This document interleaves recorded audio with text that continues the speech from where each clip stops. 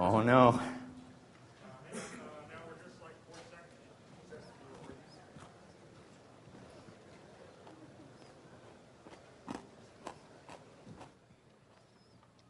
Harry's Pub, convenient and good. Okay,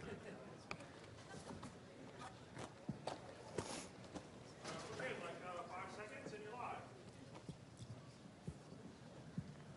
All right, so hello again, everybody. This is my first conference presentation ever, and I'm proud that it's at Shmoocon because I really love Shmoocon.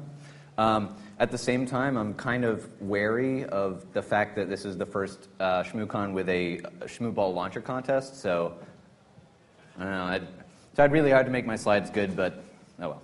Anyway, so my name is Dan, and this presentation is going to have to be a little bit quick because I thought I was going to have like a longer slot, like a 40-minute, 60-minute slot, and now I have a 20-minute slot, so this is going to be somewhat akin to a ShamWow commercial a little bit. So let's just dive right into it. One thing I'd like to mention, since we're going through quick, no questions. If you want to ask me questions, give me comments, suggestions, money, lacy undergarments, you can see me at the core security booth after the talk, and I'll be around the con. So. Just a quick disclaimer about this. All the techniques that I'm using here are demonstrated on web-based technologies, web servers, and things like that. But they apply to more than just that. Anything that takes a file name and processes it from user input on a Windows system has a possibility of being affected by this stuff. So just keep that in mind. Also, if you figure out a way to use these techniques that isn't covered in my presentation, you win a bottle of beer. Come by the core security booth. Also, there's haiku on every slide. Read it if you get bored with the slides. So the big problem here is that applications tend to do string-based comparison of file paths and file names rather than actually checking the file system. The problem with this is that we can reference one file with a bunch of different names, and that's why Windows file pseudonyms, so fake names. NA applications might not expect some of these strings because, well, I guess you'll see soon enough. Some of these are based on undocumented features, some of it's just weird stuff, and some of it's, coming back to what usually bites Windows in the ass in terms of security is backwards compatibility. So let's start out with that. 8.3 aliases. Now, what I mean by 8.3 aliases starts with the 8.3 format, which is 8 characters, a period, and then 3 characters for a file extension. And that's the DOS file name format. It has to match up to that. In modern Windows systems, if a file is created that does not match this format, an alternate name is also stored that can refer to the same file. Now, highly simplified, because for time reasons again, basically you take the first 6 characters of the file name, add a tilde, add a digit to distinguish it from its other brethren, which share the first same 6 characters, and then throw on the first 3 characters of the original file extension. And that's an important part. We'll talk about that in a sec. So why do you care? Because let's say your IDS is looking for the old PHP-BB remote command execution in highlight.php, and it's looking for highlight.php specifically as a part of what's bad. But it's on the network, and we're not expecting it to actually go and check the file system of what it's supposed to be protecting, so we use the 8.3 alias for it. Goes right by. Maybe haven't confirmed this on any particular thing, but also certain files that you might be restricting, maybe you're doing string-based comparison on it. The 8.3 alias isn't going to match it, and we'll see that later. Absolutely. And also, file type can be is often determined by the user input. So in addition to doing string-based comparison, we're also trusting the user input to give us the file extension. And normally that seems like a safe assumption, but when we're truncating the file extension and, in this alternate name, not so good anymore. And more than that, this slide is a little complicated. I'm going to skip over a lot of this, but basically, in short, The set of long file names possible on Windows systems is a number which doesn't fit readily on a slide. So it's in scientific notation here. And the short file, the set of short file names possible is much, much, much smaller.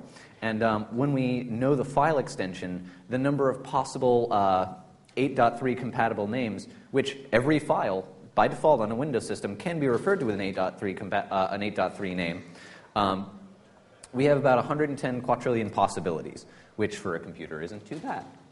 So brute forcing becomes a lot easier if we're trying to enumerate file names that we don't know.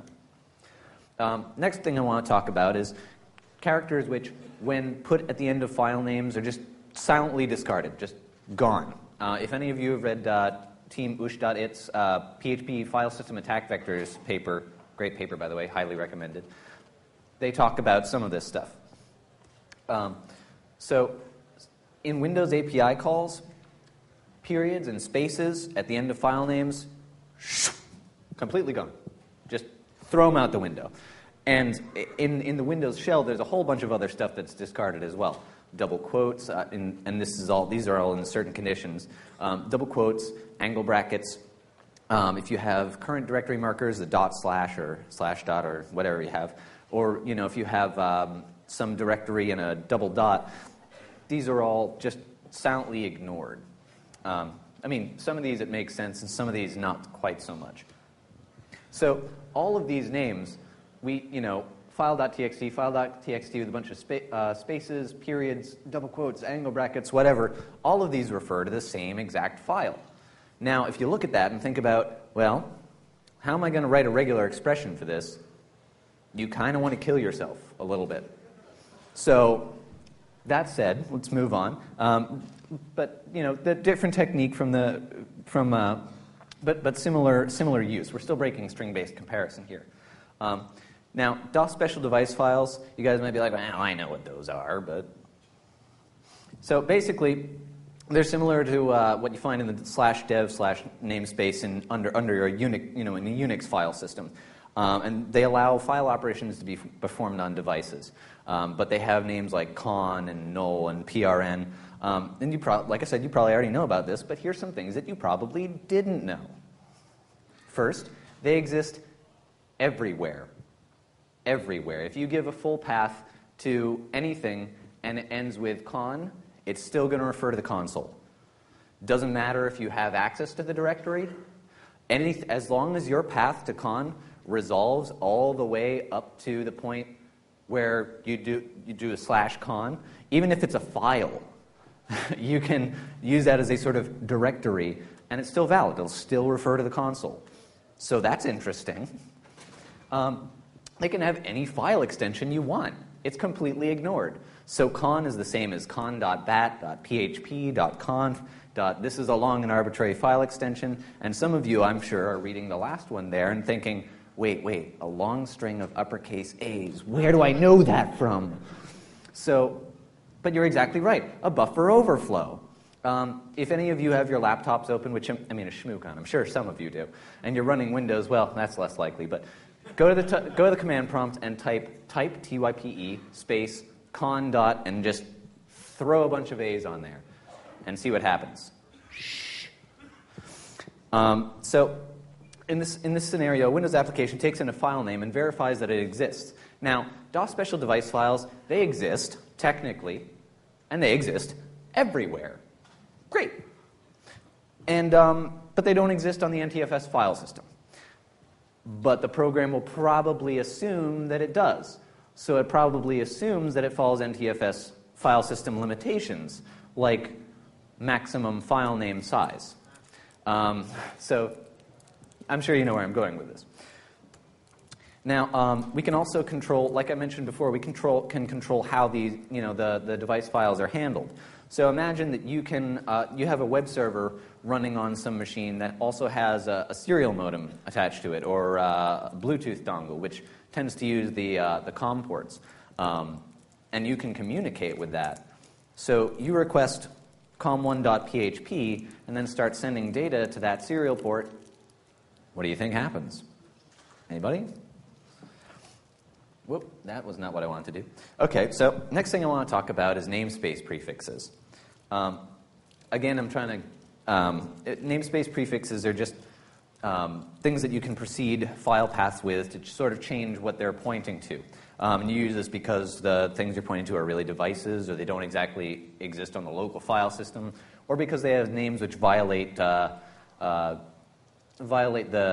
normal restrictions.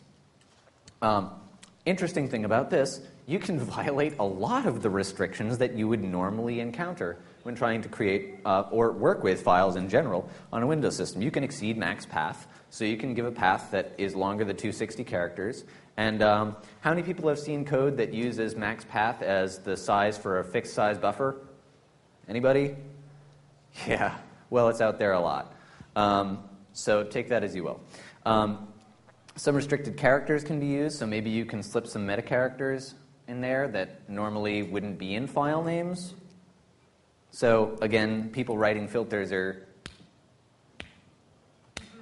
So, and you can also, and this is this is really fun, you can use reserved base names. So you can create files named things like con and null and prn and all these things that normally refer to devices.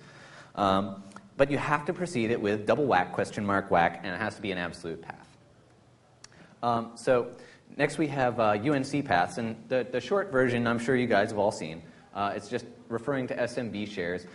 Nothing terribly special, but we can actually add the minimal parsing prefix at the end of that, and we can use it in the same way, but with SMB files on SMB shares. Also, I want to talk about the NT device namespace prefix, but talking about it and describing what it is and why it's there, how it works, is probably would take about as long as this presentation has to go. So I'm not going to do that.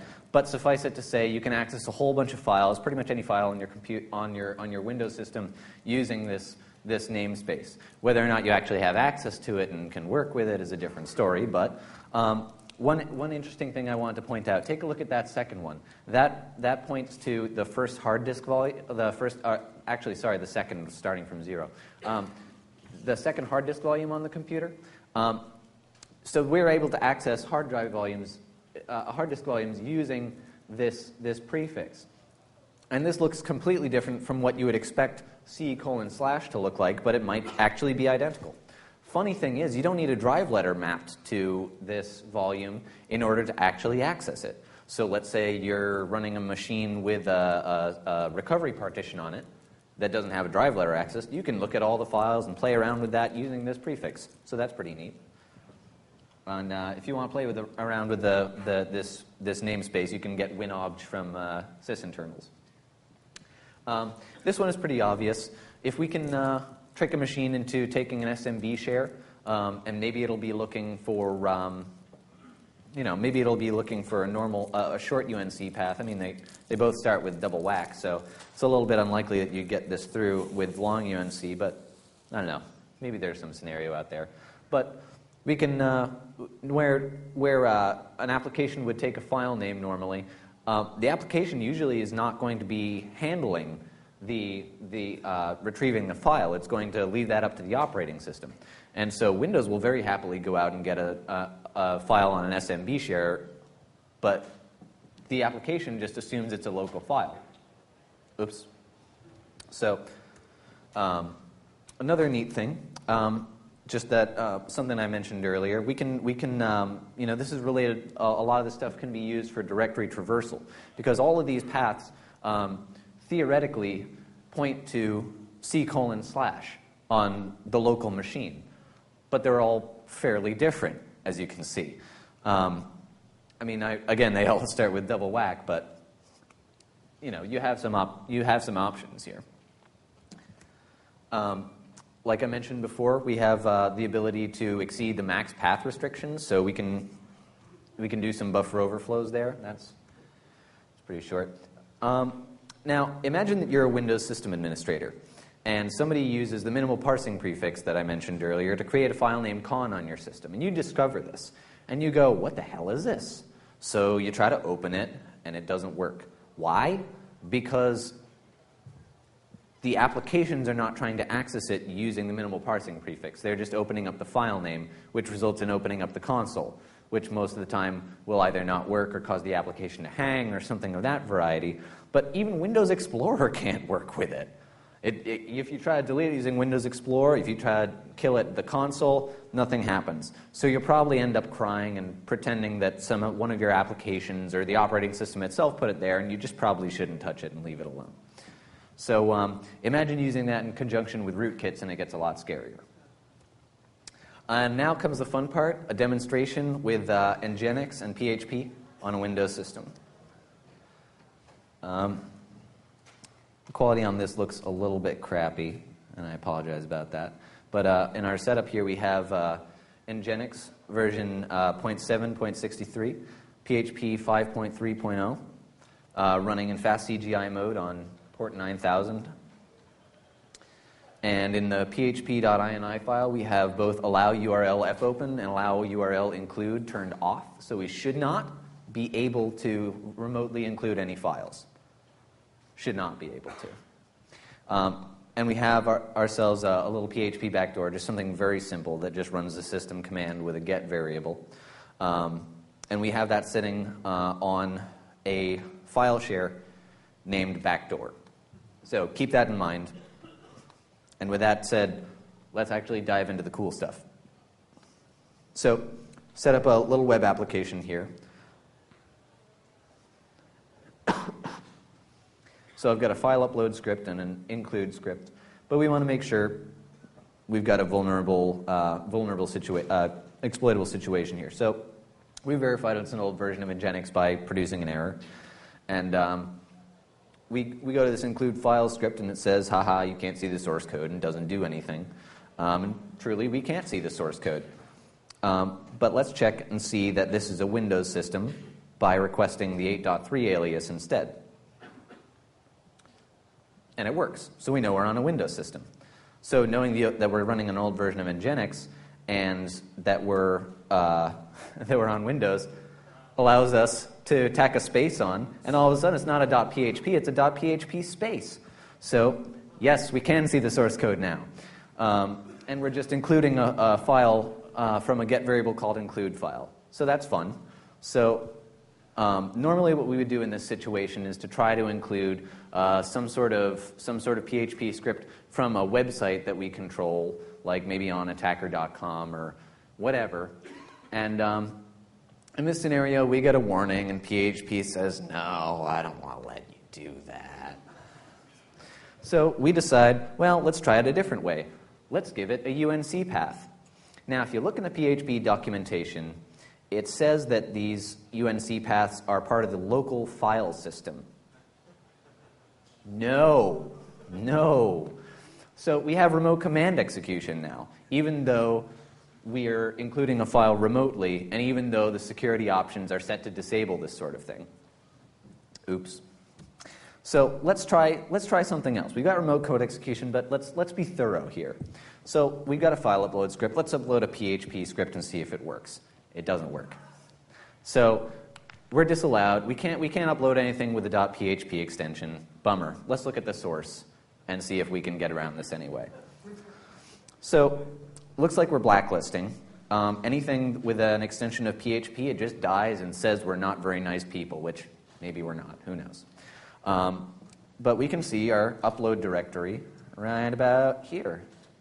So somebody named this expecting that nobody would ever find it. Super secret directory. So not so secret anymore. So we'll take a look at it. Dang, it's forbidden. Wait. Whoopla! So now with our 8.3 alias, we've broken string-based comparison again, and we can see that this guy has accidentally the whole thing. So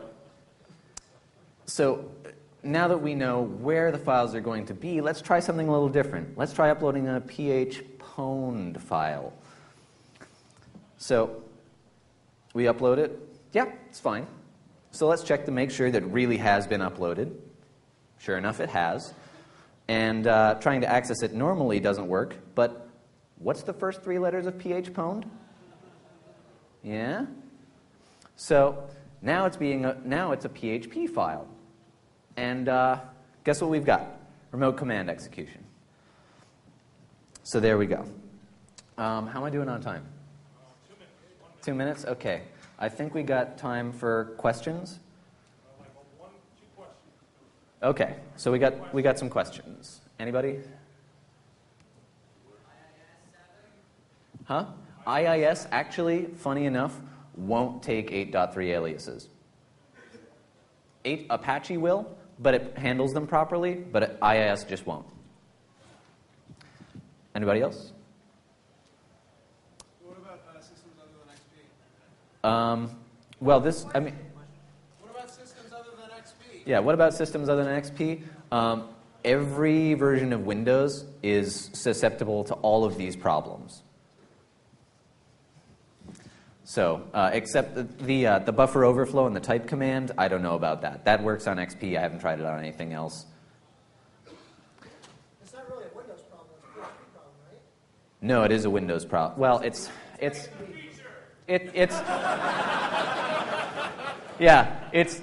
just an undocumented feature. Speaking of which, search the MSDN documentation for the keywords should avoid sometime. It's great. Seriously, like that, 2 of the things in here are like should avoid. But anyway, yeah, so I'm sorry, what was your question again? I've got a little bit. It's SMB, it's not. Yeah, the problem is that applications do string-based comparison and don't actually check the file system. So if they're not expecting these mangled versions of the file names, they're not going to handle them properly. Any other questions? Yeah, we're out of time, actually. So Out of time? Okay. Well, thank you, everybody, for coming.